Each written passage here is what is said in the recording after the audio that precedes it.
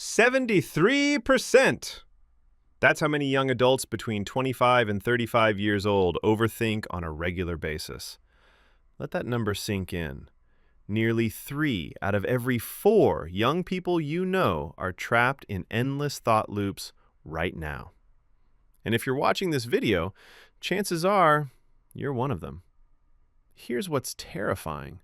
Research from the University of Michigan found that overthinking leads to depression and inability to move forward and wrecked emotional health. We're not talking about minor inconvenience here. We're talking about a national epidemic that's destroying lives silently every single day. But here's the good news, and I need you to pay very close attention to this. Overthinking can be overcome. This isn't me saying it. This is what decades of research have proven. And by the end of this video, you will have every single tool you need to break free from this mental prison. I'm going to show you exactly what happens inside your body when you overthink, why your brain does this, and most importantly, the proven step-by-step methods to stop it forever. Stick with me until the very end because step number 7, that one alone changed everything for me. Before we fix the problem, we need to understand it. Overthinking is not the same as thinking deeply. Thinking deeply is what you do when you're choosing between 2 job offers, weighing the pros and cons carefully. That's productive. Plus, overthinking is when you spend 3 hours replaying that awkward thing you said at the party last week, convincing yourself everyone hates you now. Overthinking comes in 2 main forms. The first is called rumination. This is when you replay past events over and over again. You dwell on mistakes, perceived failures, and things you wish you had done differently. Plus, it's like watching the same sad movie scene on repeat, except the movie is your life and you're both the director and the victim. The second form is worry. This is future-focused. You imagine worst-case scenarios and mentally rehearse how to prevent them. Plus, it's lying awake at 3 a.m. thinking about what could go wrong at tomorrow's meeting, imagining your boss firing you, your spouse leaving you, and somehow ending up homeless, all because of a PowerPoint presentation. Here's the cruel joke. Most overthinkers believe they're being helpful to themselves. Research shows that overthinkers think they're doing themselves a favor by cycling through their thoughts. But the truth? They're making everything worse. And I'll show you exactly why in the next section. Let me take you inside your brain right now. When you overthink, something dangerous happens. Your brain starts releasing a hormone called cortisol. This is your stress hormone, and when you overthink, your body produces more and more of it. Cortisol is not inherently bad. In small amounts, it helps you wake up in the morning and respond to real danger. But here's the problem. When cortisol stays elevated for too long, it literally changes the structure of your brain. A study of over 2,000 people found that those with the highest cortisol levels performed worse on tests of memory, organization, and attention. But wait, it gets more concerning. According to research from Harvard Medical School, prolonged cortisol exposure can shrink the connections between brain cells by as much as 20%. That's 1/5 of your brain's communication network, damaged by your own thoughts. The exhaustion you feel after a day of overthinking? That's real. When we overthink and stress ourselves out, our bodies produce constant cortisol, and over time, this causes burnout. As one Stanford researcher put it perfectly, it's like running your car in the wrong gear. Your motor's running, but you're not getting very far. Here's what overthinking does to your ability to make decisions. Research shows that the average American second-guesses 41% of their daily decisions. Think about that. Nearly half of every choice you make, you doubt yourself afterward. This creates something called analysis paralysis. Overthinking creates so many options, choices, and scenarios that you end up unable to make a decision at all.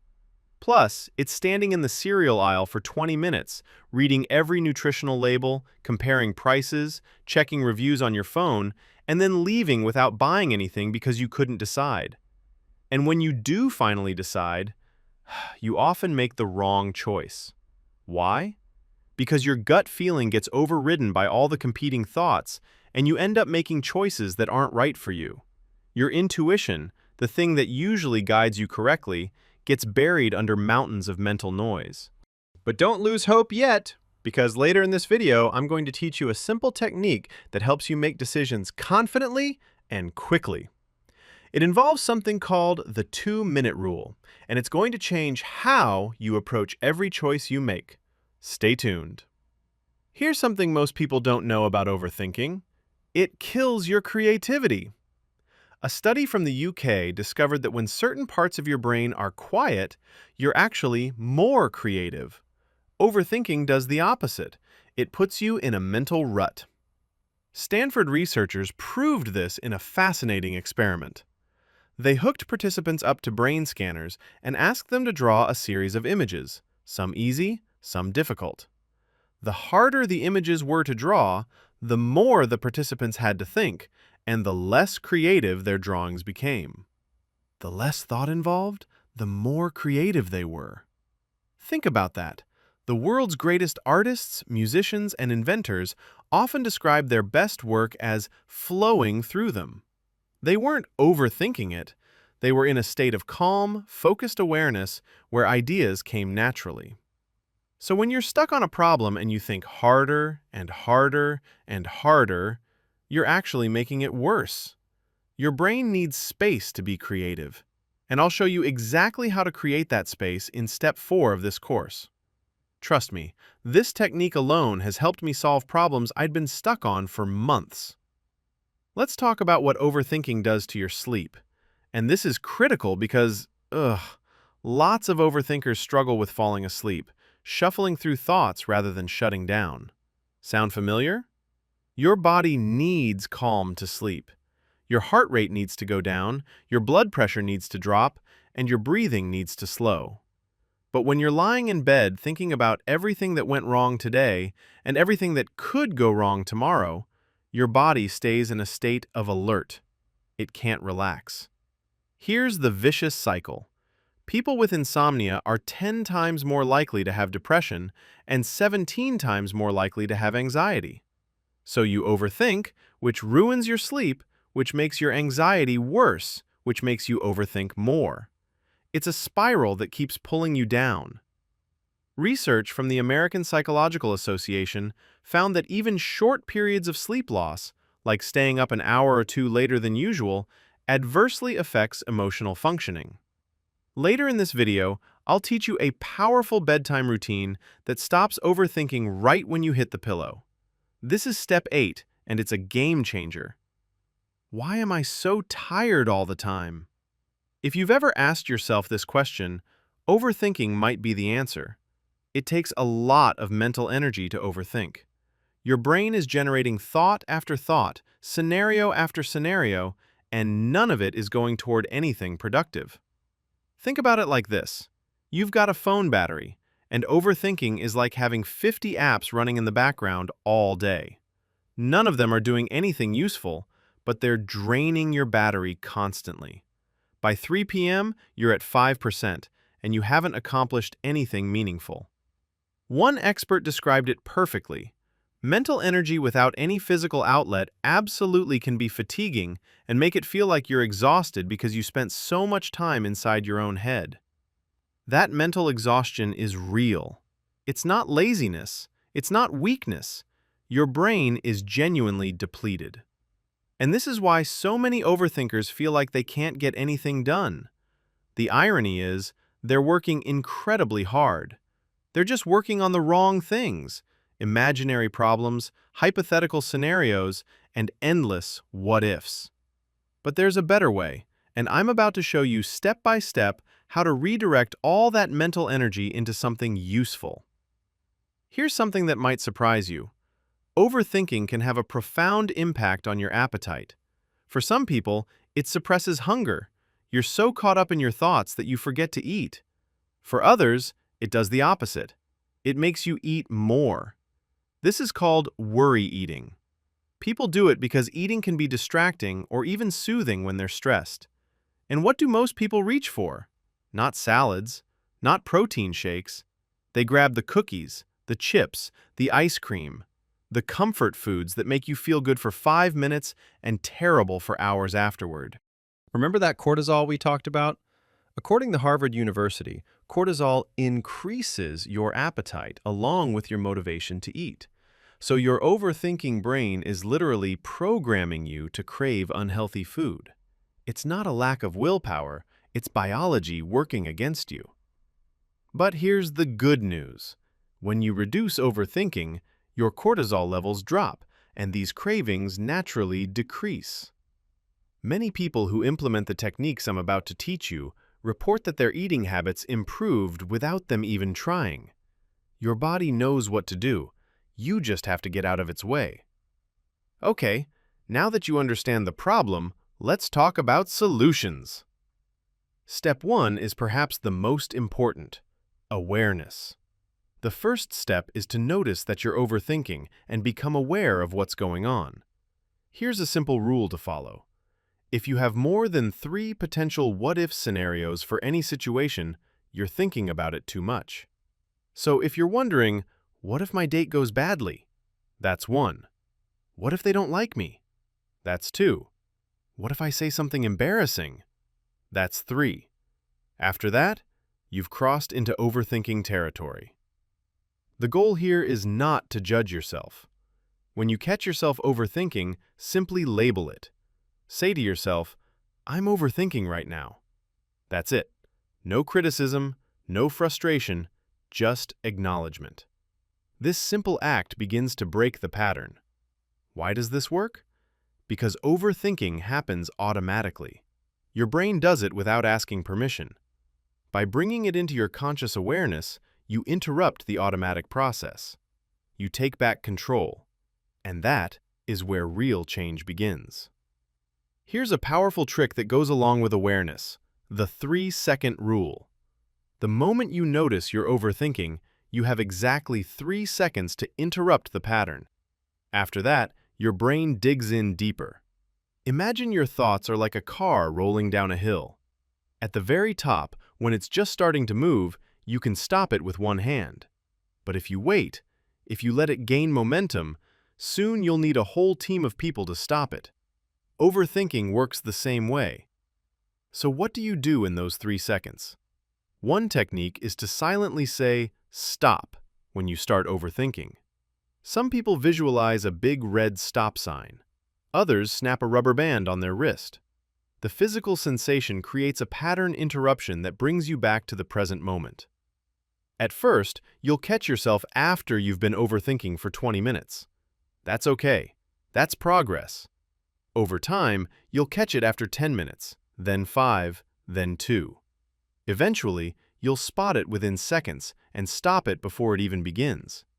This is a skill, and like any skill, it gets better with practice.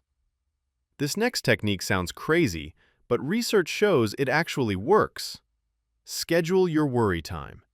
Yes, I'm serious. Set aside 15 to 20 minutes each day specifically for worrying.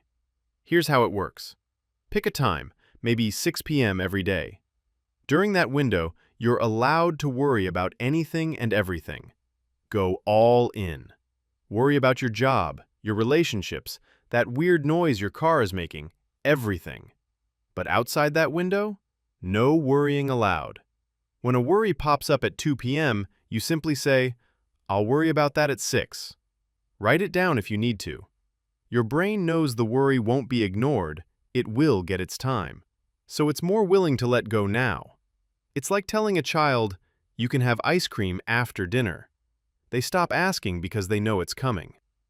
What most people discover is that by the time 6 p.m. arrives, many of those worries don't seem important anymore. They lost their power during the wait. And the ones that do still matter? You can address them productively in your scheduled time, then move on with your evening. Step 2 is going to get you off the couch. Movement. Physical activity is one of the single best non-medical solutions we have for preventing and treating anxiety. The research on this is overwhelming. Exercise reduces levels of the body's stress hormones, including that cortisol we talked about. At the same time, it stimulates the production of endorphins, which are your brain's natural painkillers and mood elevators. This is why people talk about the runner's high. Here's what's incredible. In one study, researchers found that those who got regular, vigorous exercise were 25% less likely to develop depression or an anxiety disorder over the next 5 years. 25%! That's like taking out an insurance policy on your mental health. And before you say, "I hate exercise," listen. Studies point to the effectiveness of everything from Tai Chi to high-intensity interval training. Even a simple walk counts. The type of exercise doesn't matter nearly as much as just doing something. I'll give you the exact routine I recommend in the next section. Let's get specific about exercise. Federal guidelines recommend at least 2.5 hours of moderate intensity physical activity each week. That breaks down to about 30 minutes, 5 days a week.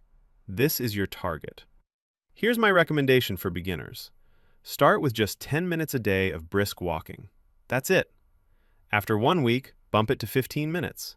After 2 weeks, 20 minutes. Within a month, you'll be at 30 minutes without it feeling like a chore. This gradual approach prevents burnout and builds a sustainable habit. According to some studies, regular exercise works as well as medication for some people to reduce symptoms of anxiety, and the effects can be long-lasting. One vigorous exercise session can help ease anxiety for 40 minutes hours, and a regular schedule may significantly reduce symptoms over time. Don't aim for perfect workouts. Aim for consistent workouts. Your brain doesn't care if you ran a 7-minute mile or walked around the block. It cares that you moved. Set small, daily goals. Put your walking shoes by the door. Schedule it like an important meeting. Make it easy to succeed. Step 3 is a practice that's been around for thousands of years, and modern science has finally caught up to explain why it works. Meditation. And I know what you're thinking. I can't meditate. My mind won't shut up. But that's exactly the point. Meditation doesn't require you to stop thinking. It teaches you to observe your thoughts without getting caught up in them. Research shows that mindfulness meditation is an effective strategy for reducing emotional reactivity among highly anxious individuals. The numbers are staggering. Researchers found that 33 out of 40 studies showed significant decreases in anxiety from mindfulness meditation. And a meta-analysis in Psychological Bulletin found that meditation moderately eases anxiety, depression, and stress. This isn't hippie stuff, it's science. Harvard researchers are actually studying how meditation changes the brains of depressed patients. Using brain imaging, they're measuring how quickly people can disengage from negative thoughts after meditation training. The results so far? Promising doesn't even begin to describe it. And I'm about to teach you exactly how to start. Forget what you've seen in movies. You don't need incense, special cushions, or an hour of free time. You can start with just 5 minutes. Here's the exact technique I recommend for beginners. First, find a quiet spot. Sit comfortably. A chair works perfectly fine. Close your eyes. Now, breathe in slowly through your nose for 4 counts. Hold for 2 counts. Breathe out through your mouth for 6 counts. Focus only on the feeling of air entering and leaving your body. Your mind will wander. This is completely normal. When you notice your mind has drifted, and it will, gently bring your attention back to your breath. No judgment, no frustration, just back to breathing. This noticing and returning is the practice. Each time you do it, you're strengthening your mental muscles. Start with 5 minutes a day. After a week, try 7 minutes. Gradually work up to 15 to 20 minutes. Research suggests that 45 minutes of formal meditation per day shows maximum benefits, but even brief daily practice creates significant change. The key is consistency, not duration. Let me tell you what meditation does inside your body. According to researchers, meditation can calm your sympathetic nervous system and decrease anxiety, stress, and emotional reactivity. But here's the really exciting part. Clinical research demonstrates that journaling can reduce cortisol levels by up to 23%, and meditation shows similar effects. Remember how we talked about cortisol damaging your brain? Meditation actually reverses this process by lowering your stress hormone levels day after day. Neurobiological research shows that mindfulness practices induce neuroplasticity, which means your brain's ability to form new neural connections. This suggests that meditation may actually rewire your brain for better emotional regulation and stress management. You're not just feeling better, you're becoming better at handling stress. The changes aren't instant. Most programs run for 8 weeks to show significant results. But here's the beautiful thing. Every session builds on the last. Your brain is changing a little bit every time you practice. Trust the process. Step 4 is something anyone can do with just a pen and paper. Journaling! Research shows that expressive writing can reduce symptoms of depression and anxiety by 20 to 45%. That's an enormous improvement from something so simple. Dr. James Pennebaker is the pioneer in this field. His research shows that journaling helps people organize their thoughts, find meaning in their experiences, and ultimately release the emotional intensity associated with stressful events. When you write about your worries, you're literally processing them instead of just spinning. Here's why it works. Neuroimaging research reveals that expressive writing activates the part of your brain responsible for executive control, while simultaneously calming your threat detection system. You're essentially telling your brain, "I've got this handled, you can relax now." And the time investment is minimal. Research published in Psychosomatic Medicine found that expressive writing for just 15 to 20 minutes over 4 consecutive days showed significant improvements in both physical and psychological health. That's less than an hour total to start seeing benefits. Let me give you the exact method for journaling that research supports. This is called expressive writing, and it's different from just keeping a diary. Set a timer for 15 to 20 minutes. Write about your deepest thoughts and feelings regarding whatever is stressing you. Don't worry about spelling, grammar, or whether it makes sense. The goal is to express yourself honestly without filters. No one will read this but you. Write in complete sentences about how you feel. Instead of writing, "Work is bad," write, "I feel overwhelmed at work because my boss gives me impossible deadlines, and I'm terrified of being seen as incompetent, which makes me feel like I'm drowning every single day." Go deep. Get specific. Let it all out. One important note. Writing about a traumatic event immediately after it happens may actually make you feel worse. Give yourself at least a day or two before writing about fresh wounds. This technique works best for processing experiences you've had time to sit with. There's another type of journaling that research strongly supports: gratitude journaling. Of the 4 outcomes that involved gratitude journaling, 3 showed significant improvements in mental health symptoms. This is powerful stuff. The practice is simple. Every day, or at least 3 times a week, write down 3 things you're grateful for. Research suggests that regularly drawing attention to aspects of life that make you feel blessed increases positivity. But here's the key. Be specific. Don't just write, "I'm grateful for my family."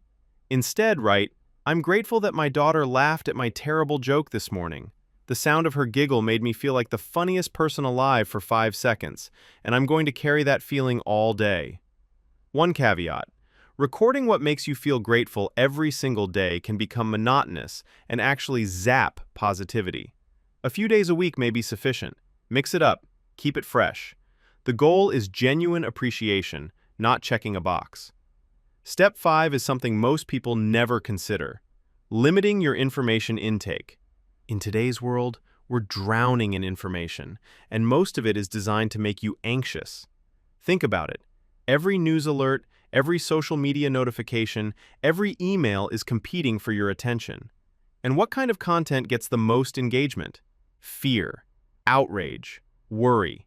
The algorithms are literally feeding your overthinking habit. A survey found that 1 in 8 Americans are extreme overthinkers who contemplate nearly every decision. Is it any surprise when we're constantly fed content that demands our attention and amplifies our fears? Here's what I recommend. Set specific times to check news and social media, maybe twice a day for 15 minutes each. Turn off non-essential notifications. Create information boundaries. Your brain doesn't need to know about every crisis happening on the other side of the world right this second. Let's get practical about reducing digital overwhelm. This isn't about becoming a hermit. It's about being intentional. Create phone-free zones. Your bedroom should be one of them. Remember what we discussed about sleep? Having your phone by your bed makes it too easy to scroll when you should be sleeping. Buy an actual alarm clock. Keep the phone in another room. This might feel uncomfortable at first. That discomfort is normal. It's your brain missing its usual stimulation. Push through it. After a week or two, you'll notice something amazing. Your mind feels quieter. There's more space for actual thinking instead of reactive scrolling. Step 6 is where we turn thinking into doing. One of the biggest problems with overthinking is that it creates the illusion of productivity. You feel like you're working on the problem, but you're actually just thinking about it. Here's a powerful truth. Overthinking can lead to a mental rut that makes it challenging to think in novel ways. You get stuck. But action, even small action, breaks that pattern. Action creates momentum. The 2-minute rule works like this. If something has been occupying your mind and you can do something about it in 2 minutes or less, do it right now. Send that email, make that call, schedule that appointment. 2 minutes or less, no overthinking, just do. For bigger tasks, commit to just 5 minutes of action. Set a timer. Work on the thing for 5 minutes only. What usually happens? Once you start, the resistance melts away and you keep going. The hardest part is always beginning. Here's something that fuels overthinking like gasoline on a fire: perfectionism. Common concepts associated with overthinking include fear, control, and perfectionism. If you need everything to be perfect before you act, you'll never act. Perfectionism tells you that you need to read one more book before starting that business, that you need to lose 10 more pounds before dating, that you need the perfect words before having that conversation. It's overthinking wearing a disguise called being prepared. Here's the reality. Done is better than perfect. A mediocre workout is infinitely better than a perfect workout you never do. A slightly awkward conversation is better than the perfect conversation that only happens in your head. Give yourself permission to be messy, to make mistakes, to do things badly at first. Research shows that a growth mindset, believing you can improve through effort, is one of the keys to reducing overthinking. Embrace the learning process. Progress, not perfection. Large, overwhelming tasks are fuel for overthinking. When something feels too big, your brain starts generating endless scenarios about all the ways it could go wrong. The solution? Break it down. Instead of, I need to clean the whole house, think, I'm going to clean the kitchen counter. Instead of, I need to write a 20-page report, think, I'm going to write the first paragraph. Make the task so small that your brain can't generate anxiety about it. This technique has a name: chunking. You take one massive task and turn it into many tiny tasks. Each tiny task is completable. Each completion gives you a small hit of dopamine, the reward chemical. That dopamine motivates you to do the next tiny task. Write your chunks down. Physically check them off as you complete them. There's something powerful about seeing progress in front of you. It reminds your brain that you're capable, that you're moving forward, that this can be done. Step 7 is a mental technique that changes how you relate to your thoughts: reframing. If your overthinking tends to fall into catastrophizing or all-or-nothing thinking, reframing can be especially helpful. Catastrophizing is when you can only see the worst-case scenario. You get a text from your boss saying, "Can we talk?" and immediately assume you're being fired, even though it could be about anything. Your brain jumps to the worst possibility and treats it as fact. Here's how to reframe. When you catch yourself catastrophizing, ask, what's actually the most likely outcome? Not the worst, not the best, the most realistic. Usually it's somewhere in the middle. Your boss probably wants to discuss a project, not destroy your career. Another reframe: what would I tell a friend in this situation? We're often much kinder and more rational when advising others than when thinking about our own problems. Treat yourself with that same compassion. You deserve it. Research shows that cognitive distortions, unhelpful thinking habits, are present in most overthinkers. These are patterns of thinking that seem true but are actually distorted. Learning to challenge them is essential. All or nothing thinking is when you see things in extremes. Something is either a complete success or a total failure. You're either loved or hated. There's no middle ground. In reality, most things exist on a spectrum. Challenge this by asking, what's between the two extremes? Generalizing is when you base your outlook on a single event. You failed one test, so you believe you'll fail every test. You got rejected once, so you believe no one will ever want you. Challenge this by asking, is this one event really proof of everything? The more you practice catching and challenging these distortions, the weaker they become. Your brain learns new patterns. It's like training a muscle. The more you work it, the stronger it gets. Here's a hard truth that overthinkers need to hear. You cannot control everything, and trying to will only make you miserable. Overthinking is often an attempt to control the uncontrollable. You replay conversations to figure out what people really think of you, but you can never know for certain. You imagine future scenarios to prepare for them, but life rarely follows your predictions. Research indicates that learning to have a healthy relationship with control is key to reducing overthinking. This means focusing on what you can control: your actions, your responses, your preparation, and accepting what you cannot. Here's a mantra that helps. I've done what I can. The rest is not up to me. Say it. Believe it. Let go. You're not being irresponsible. You're being realistic. And that realism is actually more effective than endless worry. Step 8 brings us back to sleep because it's that important.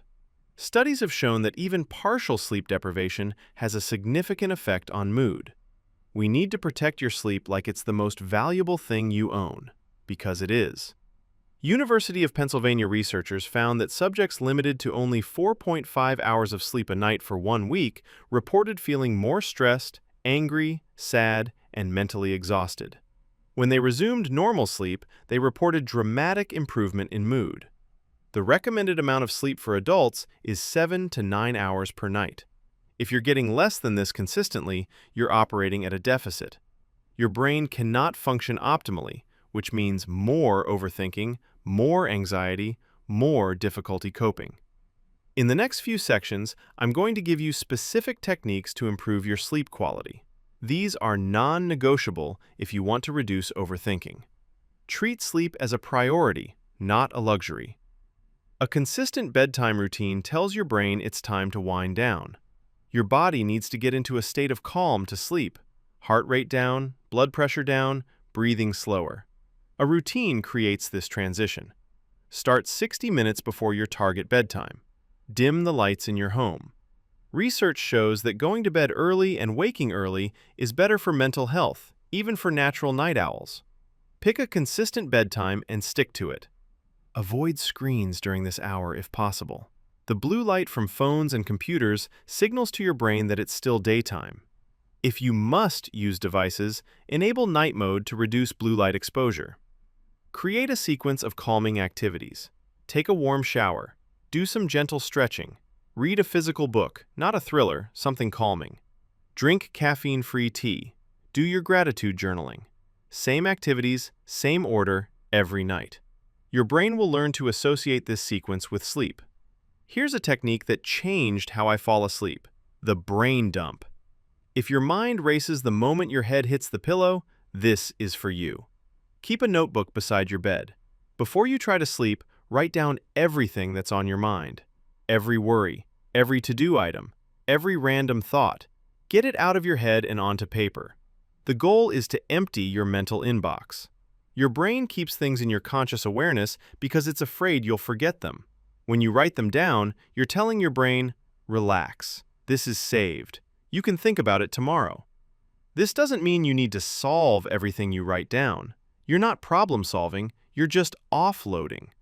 Research shows that expressive writing helps free up working memory and sharpen mental processing.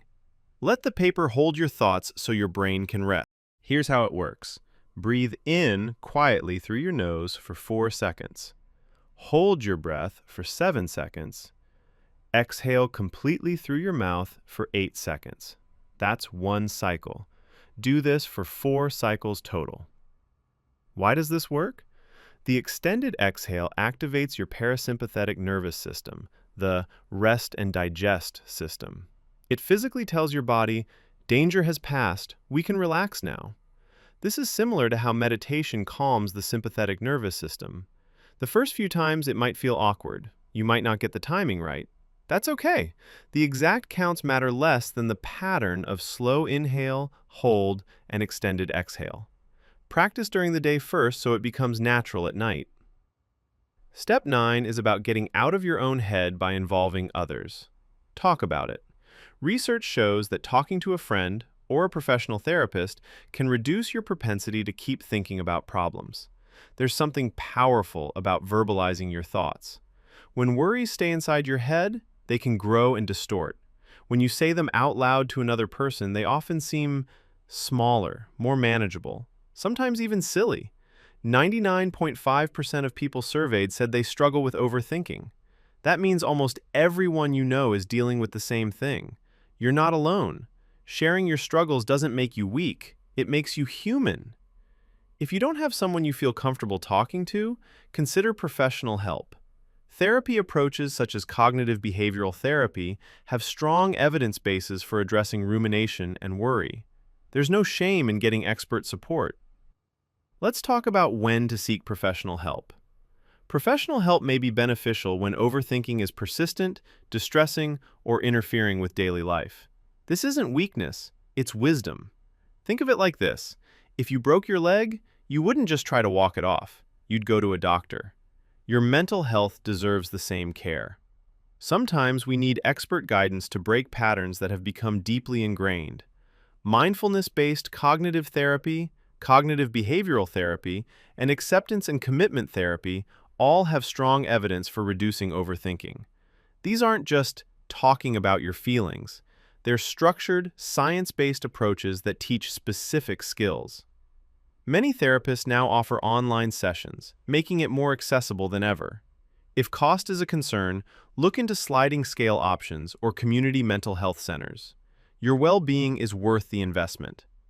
Let me tell you briefly about cognitive behavioral therapy, or CBT, because it's particularly effective for overthinking. Research shows that CBT improves the ability to disengage from negative thoughts. CBT is based on a simple idea. Your thoughts affect your feelings, which affect your behaviors. If you can change your thoughts, you can change how you feel and what you do. It's not about positive thinking, it's about accurate thinking. In CBT, you learn to identify cognitive distortions, those mental traps we discussed earlier, and systematically challenge them. A therapist helps you examine the evidence for and against your worried thoughts. Usually the evidence against is much stronger than your anxiety wants you to believe. Many people see significant improvement in just 8 to 12 sessions. That's not years of therapy. That's a few months of targeted work. If overthinking is seriously impacting your life, CBT could be transformative. Our final step is perhaps the most important: living in the present moment. Overthinking pulls you into the past or the future. The antidote is here and now. Meditation anchors us in the truth of the moment, transcending our narratives. The past is gone. You cannot change it. The future doesn't exist yet. You cannot control it. The only moment you truly have is this one. Think about it. How much of your overthinking is about things that already happened or might happen? Probably almost all of it. When you're fully present, focused on what's right in front of you, there's no room for overthinking. This doesn't mean ignoring problems or being irresponsible. It means addressing what needs addressing, then releasing it. Do what you can, when you can, then return to now. This is the essence of mental freedom. When overthinking spirals, grounding techniques can bring you back to the present moment fast. Here's one of the most effective: the 5-4-3-2-1 technique. Look around and name 5 things you can see. The blue mug on your desk, the tree outside the window, the pattern on the carpet. 4 things you can touch: the fabric of your shirt, the smooth desk surface. 3 things you can hear. 2 things you can smell: one thing you can taste. This forces your brain to focus on your immediate environment. It can't simultaneously spiral into worry and carefully observe your surroundings. You're essentially overriding the overthinking program with a different one. Practice this when you're calm, so it becomes automatic. Then, when anxiety strikes, you'll have a tool ready. It takes less than a minute and can completely shift your mental state. Multitasking is fuel for an overthinking mind. When you're doing 3 things at once, you're not fully present with any of them. Your mind has space to wander into worry territory. The solution is single tasking. When you eat, just eat. When you walk, just walk. When you work on a project, close all other tabs, silence your phone, and give that project your complete attention. Research shows that when parts of your brain are quiet, you're more creative. Single tasking creates that quietness. You're not dividing your attention, you're concentrating it. This state is sometimes called flow, and it's almost impossible to overthink while in it. Start small. Try single tasking for just 15 minutes. Put everything else away and focus on one thing. Notice how it feels. Then gradually extend these periods. Your capacity for focused attention will grow. Here's a simple prescription that costs nothing. Spend time in nature. Multiple studies show that time outdoors reduces stress, improves mood, and decreases rumination. Even 20 minutes in a park can lower cortisol levels. The sights, sounds, and smells of nature engage your senses in a gentle way that calms the mind. You're experiencing the present moment through your body rather than your thoughts. There's a Japanese practice called forest bathing, or Shinrin-yoku, that's specifically designed for this. It's not about exercise or hiking. It's about being present in a natural environment. Walking slowly, noticing leaves, feeling sunlight. If you can't access nature regularly, even bringing plants into your home or watching videos of nature scenes can help. But make an effort to get outside when possible. Your mind will thank you. Overthinking often comes from taking on too much. We say yes to everything, spread ourselves thin, and then wonder why we're anxious. Setting boundaries is essential. Boundaries aren't selfish, they're self-preservation. It's okay to say no to the extra project, to decline the invitation, to not respond to that email immediately. You don't owe everyone access to your time and energy. Think about what drains you. Certain relationships? Specific activities? Too many commitments? Start saying no more often. Protect your mental space the way you'd protect your physical home from intruders. This feels uncomfortable at first, especially if you're used to people-pleasing. But here's the truth. You cannot pour from an empty cup. Taking care of yourself enables you to take care of others more effectively. Remember the analysis paralysis we discussed? The average person makes about 50 decisions a day. That's 50 opportunities for overthinking. The solution? Simplify your choices. Reduce the number of decisions you need to make daily. Wear similar outfits. Eat the same breakfast. Create routines that remove choices. Steve Jobs wore the same black turtleneck every day. One less thing to think about. For bigger decisions, give yourself a deadline. I will decide by Friday at 5 p.m., and I will not revisit after that. Make the best decision you can with the information you have, then commit. Most decisions are reversible anyway. You can change your mind later if needed. The fear of making the wrong choice often causes more suffering than actually making a suboptimal choice would. Your mental state is deeply connected to your physical state. We've talked about exercise, but let's address other physical factors that impact overthinking. Nutrition matters. Research suggests that low-fiber, high-saturated fat, and high-sugar diets are associated with poorer quality sleep. And poor sleep, as we know, worsens anxiety and overthinking. Eat whole foods. Reduce processed junk. Hydration affects cognition. Even mild dehydration can impair concentration and mood. Keep water accessible. Set reminders to drink if you forget. Your brain is about 75% water. It needs adequate fluid to function properly.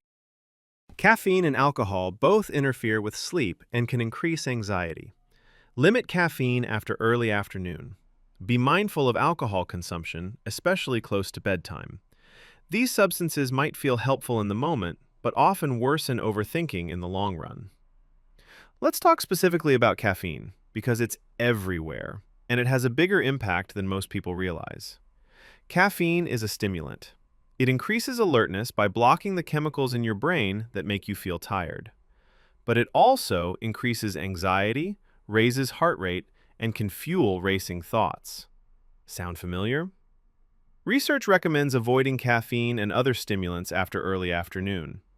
Caffeine has a half-life of about 5 to 6 hours, meaning half of it is still in your system that long after you drink it.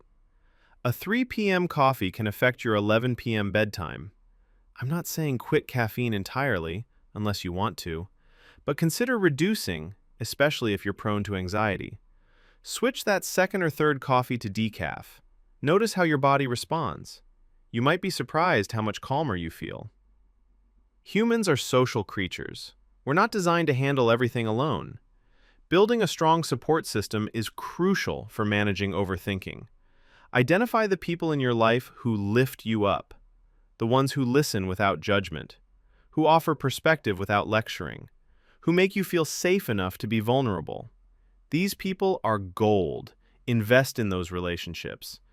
And distance yourself from those who do the opposite, the chronic complainers, the drama creators, the people who always seem to make your anxiety worse. You don't have to cut them off completely, but you can limit exposure. If your support system is small, grow it. Join clubs, classes, or groups related to your interests. Volunteer. Reconnect with old friends. Building meaningful relationships takes time and effort, but the payoff for your mental health is enormous.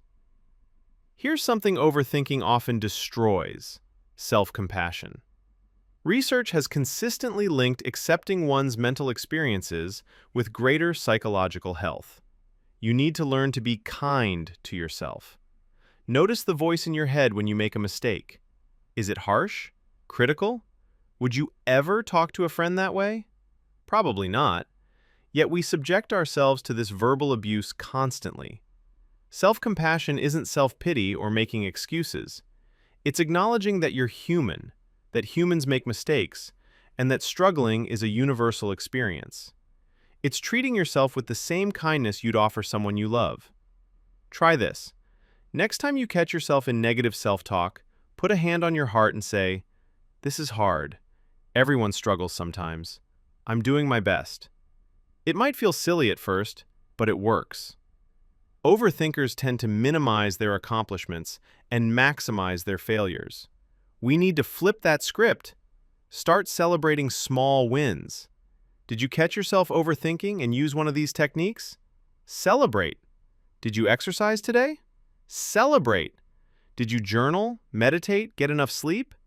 Every single step forward deserves acknowledgement. Your brain learns through reward. When you celebrate a behavior, you release dopamine, which makes you want to repeat that behavior. By celebrating small wins, you're literally programming yourself for success. Keep a wins journal if it helps. At the end of each day, write down 3 things you did well. Not big achievements, small steps. This trains your brain to look for positives instead of dwelling on negatives. Let me set realistic expectations. Reducing overthinking is not a switch you flip. It's a process. There will be good days and bad days. The goal is progress, not perfection. Some days you'll use all these techniques and still overthink. That's okay. It doesn't mean you failed. It means you're human. The brain patterns that create overthinking have been building for years. They won't disappear overnight. Track your overall trend. Are you overthinking a little less than last month? A little less than last year? That's success. Don't compare today to some ideal. Compare it to where you started. And remember, 73% of overthinkers reported that it made them feel inadequate. You're not alone in this struggle. You're part of a massive group of people all working on the same thing. Be patient with yourself. Consistency beats intensity. It's better to meditate for 5 minutes every day than 30 minutes once a week. Let's build a sustainable daily routine. Here's what I recommend. Morning, 5 to 10 minutes of meditation, brief journaling, light movement. Evening, brain dump, gratitude journaling, bedtime routine, no screens. That's it. Start small and build from there. Research on habit formation suggests it takes about 66 days on average to form a new habit. Give yourself at least 2 months to establish these routines. Don't add everything at once. Introduce one new habit every 2 weeks. Stack new habits onto existing ones. After you brush your teeth, meditate. After you eat dinner, journal. After you get into bed, do your breathing exercise. Use what you already do as a trigger for what you're adding. Let me give you a specific morning routine that sets you up for success against overthinking. Wake up at the same time every day, even weekends. Going to bed early and waking early is better for mental health. Consistency regulates your circadian rhythm. Before you check your phone, which is in another room, remember, sit quietly for 5 minutes. Do your breathing exercise.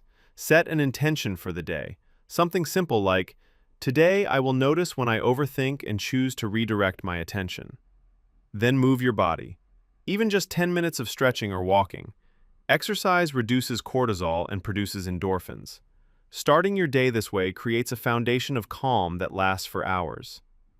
Now for the evening routine, which is crucial for breaking the overthinking insomnia cycle.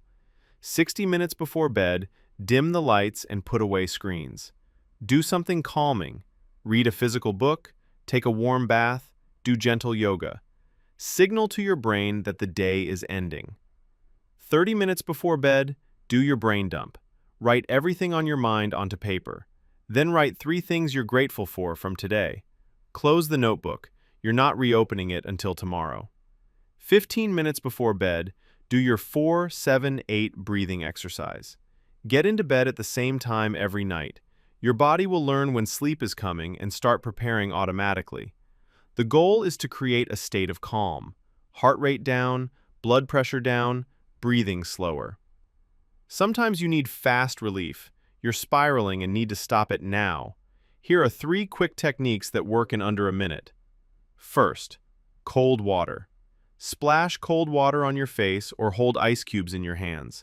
This activates your dive reflex and immediately calms your nervous system. It's like hitting a reset button. Second, the counting trick. Count backwards from 100 by sevens. 100, 93, 86. This requires enough mental effort that your brain can't simultaneously overthink. By the time you're done, the spiral has often broken. Third, physical movement. Do 20 jumping jacks or run in place for 60 seconds. The physical exertion shifts your body out of freeze mode and burns off some of the adrenaline that overthinking produces. Once a week, do a check-in with yourself. This helps you track progress and adjust your approach. Set aside 15 to 20 minutes. Ask yourself, how much did I overthink this week compared to last week? Which techniques worked best? Which situations triggered me most? What adjustments should I make? Be honest but compassionate. This isn't about judging yourself. It's about learning. Every piece of information helps you refine your approach. Write your reflections down. Over time, you'll see patterns. Maybe you overthink more on certain days, after certain activities, or around certain people. This awareness lets you prepare and prevent. Setbacks will happen. You'll have a week where you barely meditate, stress eat constantly, and spiral about everything. This is normal. The worst thing you can do is overthink your overthinking. Why can't I stop? What's wrong with me? I'm so bad at this. Nope. Stop. That just adds more fuel to the fire. Instead, approach setbacks with curiosity. What happened? Was there extra stress at work? Did you skip your routines? Was there a trigger you didn't anticipate? Learn from it without judging. Then simply begin again. Every moment is a fresh start. The techniques work. You've proven it to yourself during the good times. Just pick them back up and keep going. Reducing overthinking isn't a destination. It's a practice. Even after years, you'll still need to use these techniques, and that's okay. Think of it like physical fitness. You don't get in shape once and then stop exercising forever. You maintain your fitness through ongoing activity. Mental fitness works the same way. The good news is that it gets easier.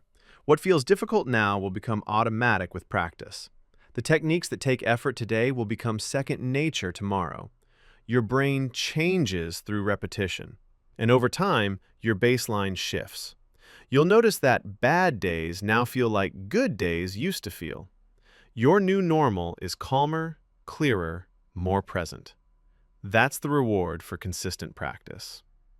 Here's something that deepens your own understanding. Teach these techniques to others. When you explain something, you understand it better yourself. Share what you've learned. When a friend is anxious, walk them through the 5-4-3-2-1 technique. When a family member can't sleep, teach them the brain dump method. When a colleague is stressed, suggest a walk together.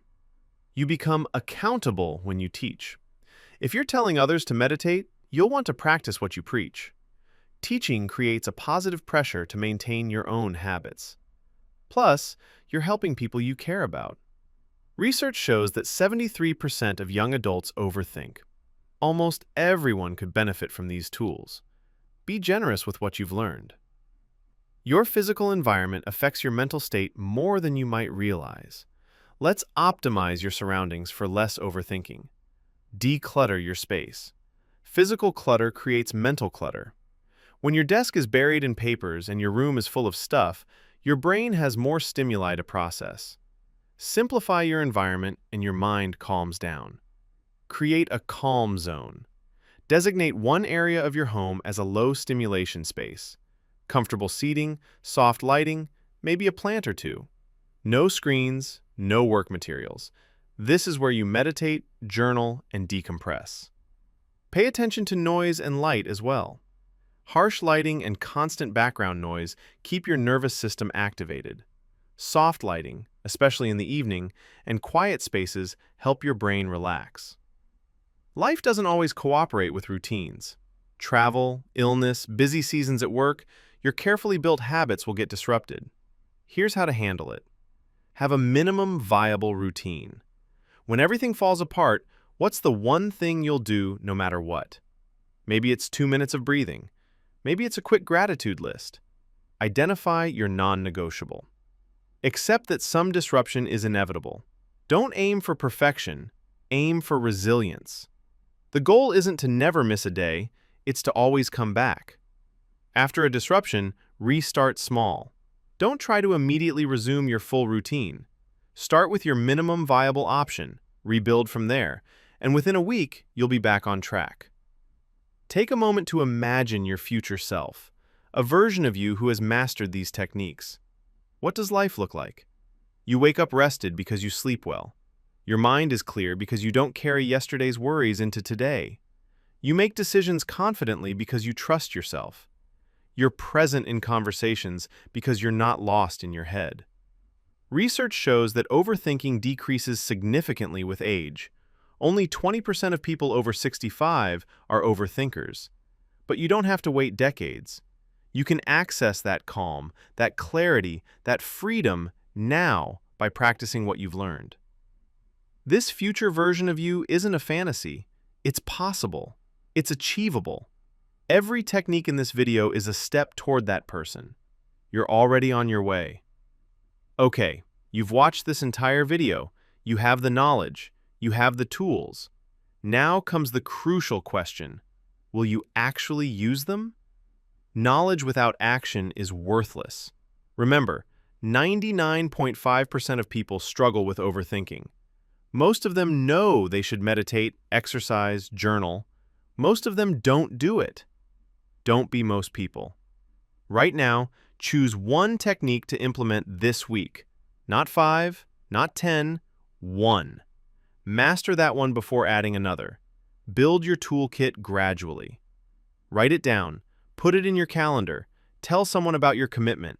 Create accountability. Your future self is counting on present you to take action. Let's recap everything you've learned in this complete course on stopping overthinking. You learned what overthinking is, how it damages your brain, kills creativity, destroys sleep, drains energy, and disrupts appetite. You understood the real cost of letting your mind run unchecked. You learned 10 powerful steps: awareness of your patterns, movement and exercise, meditation and breathing, journaling, both expressive and gratitude, limiting information intake, taking action instead of just thinking, reframing negative thoughts, protecting your sleep, talking to others, and living in the present moment. You received specific techniques for each step: the 3-second rule, scheduled worry time, the 4-7-8 breathing, the brain dump, the 5-4-3-2-1 grounding, and so many more. You have everything you need. So here's where your story changes. This is the moment where the old you, the one trapped in endless thought loops, exhausted from mental battles, starts becoming someone new. Remember, overthinking can be overcome. This isn't hope, it's fact. Decades of research prove it. Millions of people have walked this path before you and found freedom. You will join them. Start today. Not tomorrow, not next week, today. Pick your one technique. Set your alarm for meditation. Buy that journal. Go for that walk. Take the first step, and then the next, and then the next. Your mind is not your enemy. It just needs training. You have the power to change your thoughts, change your brain, change your life. And I believe, with everything I have, that you will.